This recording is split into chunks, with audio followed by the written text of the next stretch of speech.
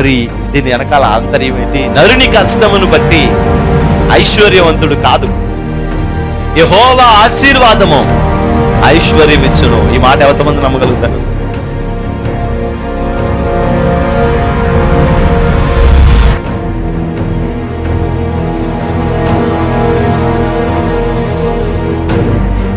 ఆ రక్షణను మనం చూడాలి, అనేక ఆత్మల రక్షణను మనం చూడాలి. దేవుని యొక్క మందిరంలో దేవుడు చేసే అద్భుత కార్యాలన్నిటినీ మన కన్నులారా మనం చూడాలి.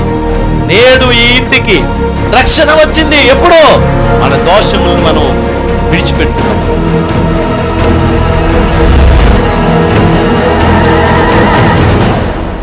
నీ పాపములు శారీరకంగా మరలా చేయకుండా సిద్ధపడి, నువ్వు ఇదిగో నా పాపాన్ని నేను వదిలిపెట్టేశాను, ఇదిగో నేను స్తుతిస్తున్నాను, నేను తప్పు చేశాను ప్రభా అని నువ్వు ఎప్పుడైతే వదిలేసి దేవుని దగ్గర ప్రార్థన చేయడం మొదలుపెడతావో, పరిశుద్ధాత్మ అగ్ని వచ్చి నిన్ను తాకి శుద్ధి చేసి ఈ పాపములో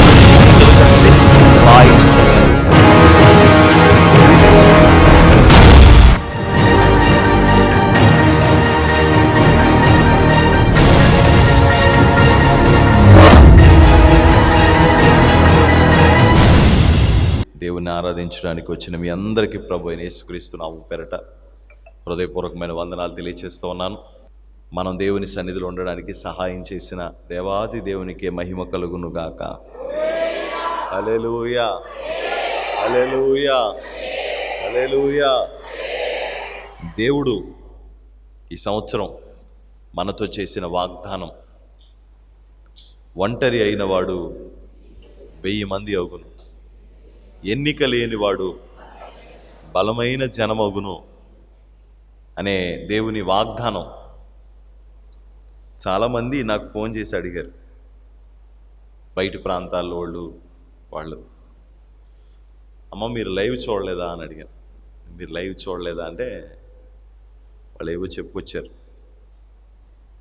దేవుడి కృపను బట్టి వాళ్ళకి వాగ్దానం చెప్పిన తర్వాత వాళ్ళు చాలా సంతోషించారు. ఇతర దేశాల్లో ఉన్నవాళ్ళు, కొన్ని ప్రాంతాల వాళ్ళు మాట. ఒక ఆమె నాతో ఏమందంటే, మీరు ఒకసారి వచ్చినప్పుడు చెప్పారయ్యా, దేవుడు మనకిచ్చే వాగ్దానం ఒక సంఘానికే కాదు దేశమంతటికే పోయే వాగ్దానం అని. అందుకే నా మనసులోకి ఆ మాట వచ్చి, ఆలోచన వచ్చి, గత సంవత్సరం నేను వాగ్దానం విన్న తర్వాత, నేను వచ్చి మీ మధ్యలో నివాసం చేతును అని వాగ్దానం మనకు వచ్చిన తర్వాత, దేవా నువ్వు మాకు తోడుగా ఉంటే మేము ఏదైనా చేయగలుగుతాం నాయనా, జయించగలుగుతాం అని అనుకున్నాను. అలాగే ప్రార్థన చేసుకున్నాను. ప్రభు తన చల్లటి కనుదృష్టి మన మీద ఉంచి, మా మీద ఉంచి, ఈ సంవత్సరం అంతా బాగా ఉన్నామండి. ఈ సంవత్సరం అంతా కూడా ఈ వాగ్దానాన్ని ఎత్తిపట్టుకుని ప్రార్థన చేస్తూ వచ్చాం. ప్రభువా నువ్వు మా మధ్యలో ఉంటానని మాట ఇచ్చావు కాబట్టి మాకు సహాయం చేయమని దేవుని సన్నిధిలో ప్రార్థిస్తూ వచ్చాం. కాబట్టి ప్రభు ప్రార్థన ఆలకించాడు. ప్రభు ప్రార్థనకు జవాబు దయచేసి సంవత్సర కాలం క్షేమంగా ఉంచాడు. కాబట్టి ఈ సంవత్సరం కూడా దేవుడు తన వాగ్దానములు మా ఎడల సఫలపరుస్తాడని నమ్ముతున్నాం అని వాళ్ళు చెప్పినప్పుడు, దేవా నీకు స్తోత్రం అని కృతజ్ఞతలు చెల్లించాం. అనేక మంది జీవితాల్లో ప్రభు చేస్తున్న ఉపకారమును బట్టి, ప్రభు చేస్తున్న కార్యాలను బట్టి దేవునికి మహిమ కలుగునుగాక. ఈ మోనిటర్లను కొంచెం క్లియర్ చేయండి, నాకు క్లారిటీగా లేదు. మరి మీకు ఎదరికి ఎలా ఉందో తెలియదు నాకు. స్తోత్రం, హల్లెలూయా, స్తోత్రం. దేవుని వాక్యంలో నుండి దేవుని వాక్యంలో నుండి నిర్గమకాండం 3వ అధ్యాయం, దేవుని వాక్యంలో నుండి నిర్గమకాండం 3వ అధ్యాయం 1వ వచనం నుంచి. మోషే మిద్యాను యాజకుడైన ఇత్రోను తన మామ మందను మేపుచు ఆ మందను అరణ్యం అవతలకు తోలుకొని దేవుని పర్వతమైన హోరేబుకు వచ్చెను. ఒక పొద నడిమిని అగ్నిజ్వాలలో యెహోవా దూత అతనికి ప్రత్యక్షమాయెను.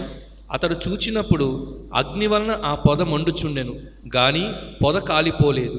అప్పుడు మోషే, ఆ పొద ఎలా కాలిపోలేదో నేను ఆ తట్టు వెళ్ళి ఈ గొప్ప వింత చూచెదను అనుకొనెను. దాన్ని చూచుటకు అతడు ఆ తట్టు వచ్చుట యెహోవా చూచెను. దేవుడు ఆ పొద నడుము నుండి మోషే మోషే అని అతన్ని పిలిచెను. అందుకతడు చిత్తము ప్రభువా అనెను. అందుకాయన దగ్గరకు రావద్దు, నీ పాదముల నుండి నీ చెప్పులు విడువుము, నీవు నిలిచున్న స్థలము పరిశుద్ధ ప్రదేశము అనెను. మరియు ఆయన, నేను నీ తండ్రి దేవుడను, అబ్రహాము దేవుడను, ఇస్సాకు దేవుడను, యాకోబు దేవుడనని చెప్పగా మోషే తన ముఖమును కప్పుకొని దేవుని వైపు చూడవెరచెను. దేవునికి స్తోత్రం. చాలా చక్కటి వాక్యం ఈ వాక్యం. ఈ వాక్యంలో మోషే దేవుని యొక్క ప్రత్యక్షతను చూస్తున్న సమయం.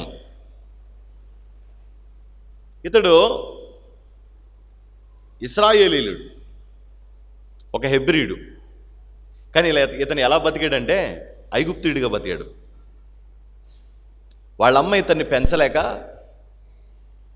ఇతన్ని తీసుకెళ్ళి ఒక పెట్టి తయారు చేసి ఆ పెట్టి అంతటికి కీలు పోసేసి దాంట్లో కొన్ని గొడ్లు వేసేసి ఆ గొడ్ల మీద ఇతను పడుకోబెట్టి మూత పెట్టేసి నదిలో వదిలేసింది. పుట్టినప్పుడు ఎందుకు అతను పుట్టినప్పుడు ఏం జరిగిందంటే రాజు ఒక ఆజ్ఞ చేశాడు. మంత్రసానులందరినీ పిలిచి, ఇదిగో ఇశ్రాయిలు ఎవరన్నా మగపిల్లలు పుట్టారనుకో వాళ్ళని చంపేసేయండి అని చెప్పి. రాజు ఆజ్ఞే కదా మరి. మెల్లగా ఒక్కొక్కళ్ళు చంపబడతా ఉండడానికి ప్లాన్స్ జరుగుతున్నాయి. ఇక ఆడవాళ్ళు చాలా కంగారు పడిపోతున్నారు. మగపిల్లలు పుట్టకూడదు ప్రభువా అని ప్రార్థన చేసుకుని ఉంటారు ఆ టైంలో. అలాంటి టైంలో మోషే పుట్టాడు. ఈవిడికి భయం వేసింది. ఈడు ఏడుపు రోజు రోజుకి ఎక్కువైపోతుంది. సౌండ్ పెంచేస్తున్నాడు మనడు. మగపిల్లడు ఏడుపు ఆడపిల్లడు ఏడుపు తెలిసిపోద్ది కదండి. ఒకసారి ఆపరేషన్ థియేటర్లోని పిల్లలు పుట్టేటప్పుడు బయట గేటు దగ్గర నుంచుని ఉంటారు ప్రసవానికి తీసుకెళ్ళినప్పుడు. ఆడపిల్ల మగపిల్లడు అని ఒక కంగారులో కలవరంలో ఉంటారు. అలాంటప్పుడు అక్కడ ఎవరో పెద్దోళ్ళు ఉంటారన్నమాట. వాళ్ళు వెంటనే కేకనపడగానే మగపిల్లోడు పుట్టేహెడ్రా అంటారు. మగపిల్లోడు వాయిస్ వేరు. మగపిల్లోడు పుట్టేశాడురా సంతోషం అంటారు. ఈ లోపల నుంచి నర్సు పరిగెట్టుకుంటూ వచ్చి, అమ్మా మగబిడ్డ పుట్టాడమ్మా అంటారు. అప్పుడు నేను అన్నాను కదా మగపిల్లోడి శబ్దం ఏది అని అంటారు. ఈడు ఏడుపు వింటున్నప్పుడు మగపిల్లడు పుట్టేశాడు, మగపిల్లడు ఏడుస్తున్నాడు అనే శబ్దం బయటికి వినపడితే వాడిని చంపేస్తారు. అందుకని ఏం చేసిందంటే ఒక పెట్టి తయారు చేసి ఆ పెట్టిలో పడేసిపోయి ఆ పెట్టి అలా అలా అలా అలా అలా అలా వెళ్ళి కొంచెం దూరం చిన్న ఒక పొద దగ్గరికి వచ్చి ఆగిపోయింది. ఆగిపోతే అదే టైంకి రాజుగారి కూతురికి, అప్పటి రాజుగారి చెల్లెలకి,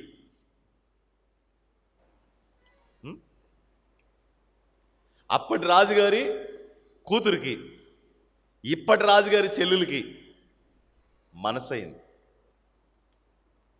అందుకే ఒక విషయం ఒకళ్ళు నన్ను వచ్చి అడిగారు అన్నమాట, ఏమండి పాస్టర్ గారు ఫరో కుమార్తెను పెళ్లి చేసుకుంటాడని చెప్పి మోషే గురించి చెప్పారు కదా, మరి ఫరో కుమార్తెను పెళ్లి చేసుకుంటే ఫరో కుమార్తె స్నానం చేసినప్పుడు చిన్నప్పుడు చూసింది కదా ఈవిడ్ని, తీసుకొచ్చి నా కోసం పెంచమంది కదా, ఆయన పెళ్లి చేసుకుందా అని అడిగింది. ఆవిడే పెళ్లి చేసుకుందా అని అడిగింది. ఆవిడ చేసుకోలేదు. మరి బైబిల్లో అలా ఉంది అంటే, నాయనా ఫరో అంటే పేరు కాదు, ఫరో అంటే బిరుదు. ఫరో అంటే బిరుదు. ఐగుప్తు రాజులను ఏమంటారంటే ఫరోలు అంటారు. రోమా రాజులను ఏమంటారు అయ్యా అండి? నీరు అనేది పేరండి. కైసర్ అంటారండి. కైసర్లాళ్ళ ఐగుప్తుల్ని ఏమంటారు? ఫరోలు. ఇప్పుడు బబులోని దీన్ని ఏమంటారు?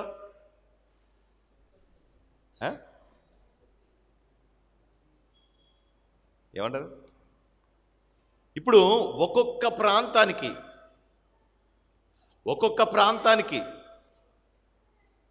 ఒక్కొక్క వ్యక్తి, ఒక్కొక్క ప్రాంతానికి ఒక్కొక్క పేరు ఉంటుంది. అంటే మొట్టమొదటి ఫరో, ఇంతకు ముందు ఫరో ఉన్నాడు కదా, ఆ ఫరో కూతురికి దొరికాడు అనుకోండి. తర్వాత ఫరో ఎవరవుతారు కదండి. అప్పుడు ఆమె కూతురు పుట్టాడు అనుకోండి, ఏమవుతాడు? మోషేకి బావ అవుతాడు. ఏమవుతాడు? మనకు వరుసలన్నీ బాగా తెలుసు కదా, బావ అవుతాడు. అప్పుడు ఈవిడేమనుకుందంటే ఆమెకిచ్చి పెళ్లి చేద్దాం అనుకుంది. చొత్తని చాలా సుందరుడంట, ఎంత అందంగానూ ఉండేవాడంట మోషే. అలా పెళ్లి చేద్దాం అనుకుంది. పుట్టడమేమో హెబ్రీడిగా పుట్టాడు, కానీ ఎలా పెరిగాడు? ఐగుప్తుడిగా పెరిగాడు. తనకు తెలీదు తనెవరో, తను ఐగుప్తుడినే అనుకుంటున్నాడు. కానీ ఒకరోజు తెలిసింది తనకి, నేను ఐగుప్తుడిని కాదు, హెబ్రీయుడిని అని. సరే, తన ప్రజలకి ఇప్పటికైనా తెలిసింది, వీళ్ళని చాలా బాధ పెట్టాను, చాలాసార్లు పనులే చేయించాను, వీళ్ళతో వెట్టి పనులే చేయించాను, వీళ్ళకి ఏదైనా వెసులుబాటు కలుగు చేద్దాం నా హయామాలో అనుకునేసరికి తెలిసిపోయింది విషయం. ఆ టైంలో మనోడు చిన్న మర్డర్ చేశాడు. మోషే చిన్న మర్డర్ చేశాడు. ఇతడు ఎందుకు మర్డర్ చేశాడు అని ఎంక్వైరీ చేశారు. మనోళ్ళని ఎందుకు మర్డర్ చేశాడు? ఒక ఐగుప్తుడు ఎందుకు మర్డర్ చేశాడో అసలు ఇన్వెస్టిగేషన్ చేయండి అంటే, ఇన్వెస్టిగేషన్లో తేలింది ఏంటి తెలుసా? ఆడు ఐగుప్తుడు కాదంట, హెబ్రీడ్ అంట అని. వెంటనే ఫరో కోపం వచ్చింది. ఆ హెబ్రీడ్ని బ్రతకనివ్వడానికి వెళ్ళేదాన్ని తీసుకొచ్చేయండి అన్నాడు. ఆ మాట పట్టుకుని ఈయన పారిపోయాడు. అప్పటి నుంచి ఆయన హెబ్రీల మధ్యలో లేడు. ఎక్కడికి వెళ్ళిపోయాడు? మిద్యాను దేశానికి వెళ్ళిపోయి మిద్యానీయుల మధ్యలో బతుకుతున్నాడు. ఇది చరిత్ర. 40 సంవత్సరాలు ఐగుప్తు దేశంలో సకల విద్యా ప్రావీణ్యుడై అన్నీ నేర్చుకుని అన్నీ తెలుసుకొని గొప్పోడైపోయాడు. అప్పటికి తన తల్లిదండ్రులు, తన కుటుంబాన్ని గురించిన అవగాహన లేనివాడిగా. తర్వాత అక్కడి నుంచి తరమబడి పారిపోయి మిద్యాను దేశంలో 40 సంవత్సరాలు తన మామ మందను మేపుతూ ఏమీ లేనివాడిగా, ఏమీ సంపాదించుకోని వాడిగా, ఒక జీరోగా మోషే అక్కడ ఉన్నాడు. ఆ సమయంలో దేవుడు ఒక నిష్ప్రయోజకమైన ఒక వ్యక్తిలాగా ఆయన ఉండిపోయాడేమో అనుకుంటాను నేను. ఎందుకంటే తను నేర్చుకున్న ఏమి ఇక్కడ చేయడానికి లేవు. ఏమైనా చేశాడండి? గొర్రెలు కాపరులు నేర్చుకోవాలా? గొర్రెలు కాయడం నేర్చుకోవాలండి. అందుకే మన వాళ్ళు ఏమంటా ఉంటారంటే, ఎవరు రేపొద్దున కాఫీ కప్పులు కడగడానికి కూడా పనికిరావురా అంటారు. అంటే అర్థం ఏంటి? దానికి పిహెచ్డి ఏం చేయక్కర్లా. కాఫీ కప్పులు కడగడానికి పిహెచ్డి ఏం చేయక్కర్లా. ఊరికే శుభ్రంగా ఇంట్లో కడిగినట్టు కడిగేస్తే సరిపోద్ది, అంతే. పెద్దగా ఏం ఫార్ములా ఏం తెలియక్కర్లా. అందుకే అంటూ ఉంటారన్నమాట, నువ్వు రేపొద్దున కాఫీ కప్పులు కడుక్కోవడానికి కూడా పని చేయవురా అని. కొంతమంది ఏమంటారంటే, దోళ్ళ కాసుకోవడానికి కూడా పనికిరావురా నువ్వు అని. పాచి పని చేసుకోవడానికి కూడా పనికిరావురా అంటూ ఉంటారు. దానికి ఏం పిహెచ్డి చేయక్కర్లేదు. పాపం ఈయన అన్నిట్లో పిహెచ్డి చేశాడు, కానీ ఇక్కడ ఏమైనా చేస్తున్నాడండి? గొర్రెలను కాసుకుంటున్నాడు పాపం. మోషే కుటుంబం ఉండి ఎవరో తెలియకుండా బతికాడు. తర్వాత తన కుటుంబం ఎవరో తెలిసి కుటుంబం దగ్గర ఉండకుండా బతికాడు. చెప్పండి సార్, నేను చెప్పింది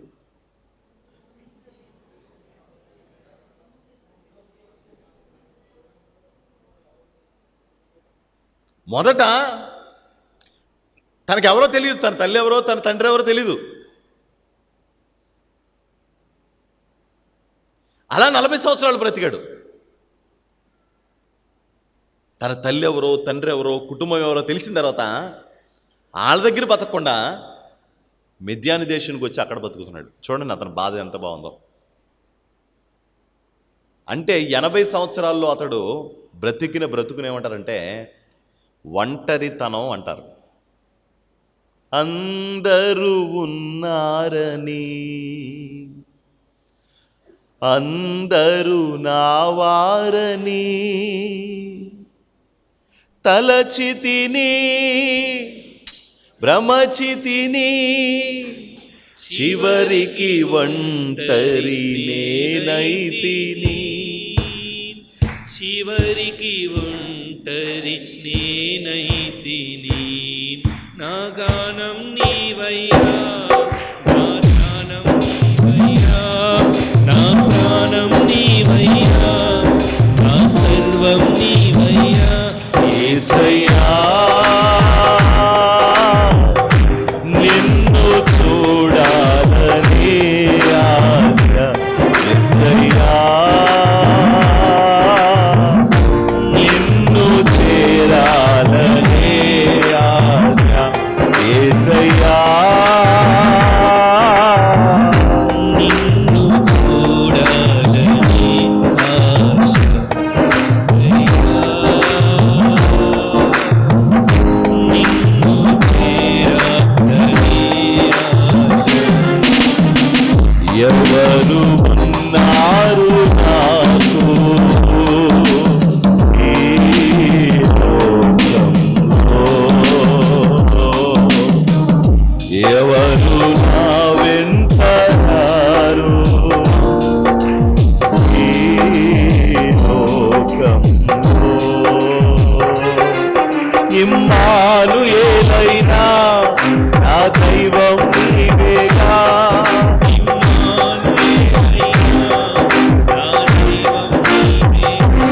యేసయ్యా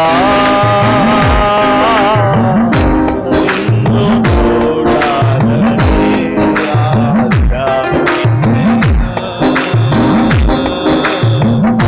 నిన్ను చేరాలని ఆశ, యేసయ్యా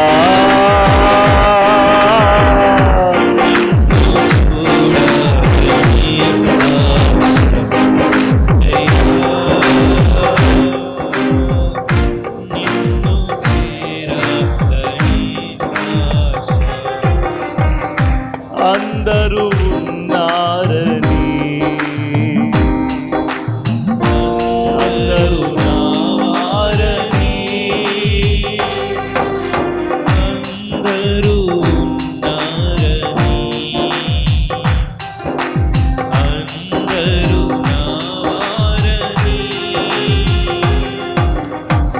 తలచితిని, భ్రమసితిని, చివరికి ఒంటరి నేనైతిని. తలచితిని, భ్రమసితిని, చివరికి ఒంటరి నేనైతిని, చివరికి ఒంటరి నేనైతిని.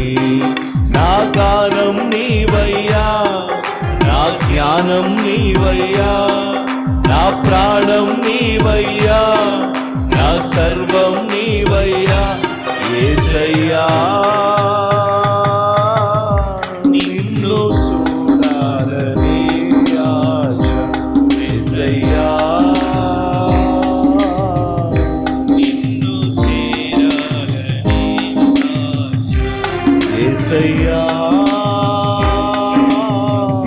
నిన్ను చూడాలని ఆశ, యేసయ్యా నిన్ను చేరాలని ఆశ. స్తోత్రం.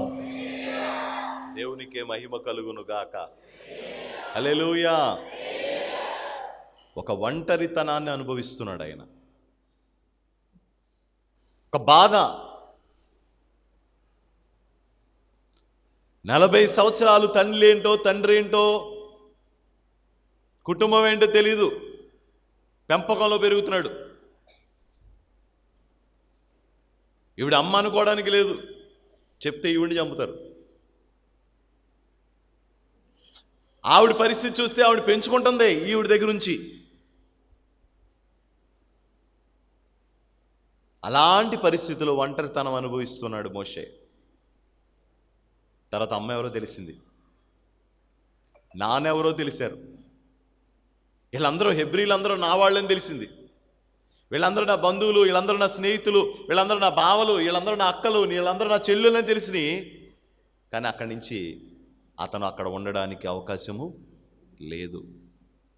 మళ్ళీ 40 సంవత్సరాలు ఒంటరితనం అనుభవిస్తున్నాడు. దేవుని పిల్లారా, మీరు కొన్నిసార్లు అందరూ ఉండి ఒంటరితనం అనుభవిస్తూ ఉంటారు. కొన్నిసార్లు అందరూ ఉంటారు మనకి, కానీ ఒంటరి వాళ్ళం అయిపోతూ ఉంటాం. అందరూ ఉంటారు, మాకు బోల్డ్ మంది ఉన్నారండి. మాకు చాలా పెద్ద కుటుంబం అండి. ఒక మీటింగ్స్కి ఒక తల్లి వచ్చింది, ఇదిగో ఆ మూల అలా కూర్చుని అలాగా మీటింగుల్లో ఏడుస్తుంది. అభిషేక ఆరాధన పండగలు జరుగుతుంటే అలా మూల కూర్చుని ఏడుస్తుంది. మోకాళ్ళ మీద ఉండి వాక్యం చెప్పున్నంతసేపు కూడా అలాగే ఏడుస్తుంది. ప్రార్థన జరుగుతున్నంతసేపు అలా మోకాళ్ళ మీదే ఉండి ఏడుస్తుంది. చాలా బాధపడిపోతుంది, చాలా కుమిలిపోతుంది. మొదటి రోజు చూశాను, రెండో రోజు చూశాను, మూడో రోజు ఉదయం ఆ చెట్ల దగ్గర కూర్చుని ఉన్నాను. నేను వెళ్ళాను దేనికో. అమ్మ అలాగే వెళ్తుంది నడుచుకుంటా పాత మందిరం దగ్గరికి. నేను కేకేసాను, అమ్మ ఇలా రండి. అమ్మ ఎవరమ్మా మీరు? నేను పలానా ఊరి నుంచి వచ్చానండి. ఈ ఊర్లో మీకు చుట్టాలు ఉన్నారా? లేరండి. పలానా ఊరి నుంచి వచ్చానండి. ఏ అమ్మ, దేనికి వచ్చారు ఈ ఊరు? అయ్యా, ఈ ఊర్లోని మా అన్నయ్య ఉన్నాడయ్యా, మా అన్నయ్య.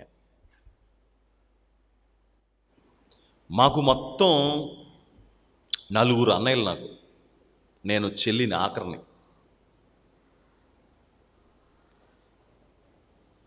మిగతా వాళ్ళు అందరూ నా దగ్గరలోనే ఉన్నారు. ఈయన ఒక్కడే కొంచెం దూరంలో ఉన్నాడు, ఈ భీమవరానికి దగ్గరలో ఉన్నాడు. ఏదో ఊరు చెప్పింది. ఆ పక్కింటి ఆవిడని అప్పటికి ఆ డబ్బులు పట్టుకొని ట్రైన్ ఎక్కి భీమవరం వచ్చిందంట. అదే వాళ్ళ ఊరు వచ్చింది. వచ్చి ఒరే, పిల్లకి ప్రసవ కాలం దగ్గరకు వచ్చేసింది, కూతురికి ప్రసవ కాలం దగ్గరకు వచ్చేసిందంట. చేతిలో చూస్తే డబ్బులు లేవంట. గవర్నమెంట్ హాస్పిటల్ తీసుకెళ్తే, అమ్మా బిడ్డ అడ్డం తిరిగింది, ఇది గవర్నమెంట్ హాస్పిటల్లో చేసేది కాదు, మీదైనా ప్రైవేట్ హాస్పిటల్లో చూపించుకుంటే మంచిది, ఇది చాలా పెద్ద ఆపరేషన్, ఇది దానితోడు పిల్లకు ఒక ఇన్ఫెక్షన్ కూడా ఉంది, మీరు డబ్బులు ఖర్చు పెట్టుకుని చేయించుకోలే తప్ప ఈ ఆపరేషను ఇక్కడ చేసే పరిస్థితి ఉండదు అని చెప్తే, ఆ పిల్లని వేసుకుని ఆ హాస్పిటల్ ఈ హాస్పిటల్ తిరుగుతుందంట. మందులు నెలకెచ్చి 6,000 5,000 మందులు రాసేస్తున్నారంట. ఆ మందులు కడతా కూడా లేవు. ఈమెకు భర్త లేడు, విధవరాలు. ఇంకో కూతురు ఎవరినో పెళ్లి చేసుకుని ఆ అమ్మాయి వెళ్ళిపోయిందంట. ఈ అమ్మాయి పెద్ద కూతురు. అల్లుడు తాగుబోతాడు,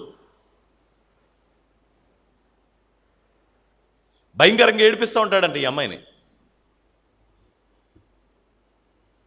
మిగతా వాళ్ళ దగ్గరికి వెళ్ళి అడిగిందంట, ఏమండి అన్నయ్య, ఇలాంటి పరిస్థితి రా పిల్లని ఇలా అంటున్నారా అంటే, అప్పుడు వాళ్ళు అన్నారంట, నీకెందుకే, మొగుడికి అప్పు చెప్పే, నువ్వు చేయలేనప్పుడు ఎందుకు, మొగుడికి అప్పు చెప్పే.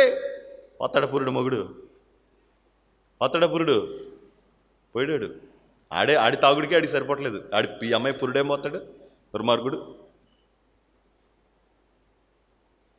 ఎవరికి ఉండే కష్టాలు వాళ్ళకు ఉన్నాయి. నువ్వు చెప్పుకుంటున్నావు, మేము చెప్పుకోవట్లేదు అన్నారంట వాళ్ళు. ఇంకొక అన్నగారి దగ్గరికి వెళ్ళిందంట. ఆయన అన్నాడంట, అలాగంటారో పోయించి, ఎక్కడంట గవర్నమెంట్ హాస్పిటల్ పోయించి అలాగంటారో బాబు, మీ కాళ్ళు అట్టుకుంటాను, మీ చేతులు అట్టుకుంటాను, వాళ్ళ కాళ్ళు. నీకు సహాయం కోరి వచ్చిందిరా బాబు, సలహా కోరలేదు. కొన్నిసార్లు సలహా కోసం వస్తారు, కొన్నిసార్లు సహాయం సలహా కావాల్సినప్పుడు సలహా ఇస్తే మంచిది. సహాయం కావాల్సి వచ్చినప్పుడు సలహా మానేసి సహాయం చేయడమే మంచిది. అప్పుడు ఆవిడందంట, ఒరే పిల్ల, నాకు ఉన్నది అది ఒక తెలిపోయింది, పారిపోయింది, దాన్ని బతుకొని చూసుకునేది వెళ్ళిపోయింది నన్ను వదిలేసి ఎవరినో పట్టుకొని. ఇది ఉన్నది, ఇది కాస్త నా పిల్ల చచ్చిపోతే నేను అని ఏడుస్తుందంట. ఇంటికి వెళ్ళి చెప్తే కూతురు, సర్లేమ్మా ఎలాగోలా చేసుకుందాంలేమ్మా, ఏం కాదులే, వచ్చేద్దరే పురుడు అంటుందంట. కాదే, బిడ్డ చచ్చిపోతే ఒక రకం, నువ్వు చచ్చిపోతావు. ఆడబిడ్డకి, ఆడ మనిషికి ప్రసవం అంటే ఏంటనుకుంటావు?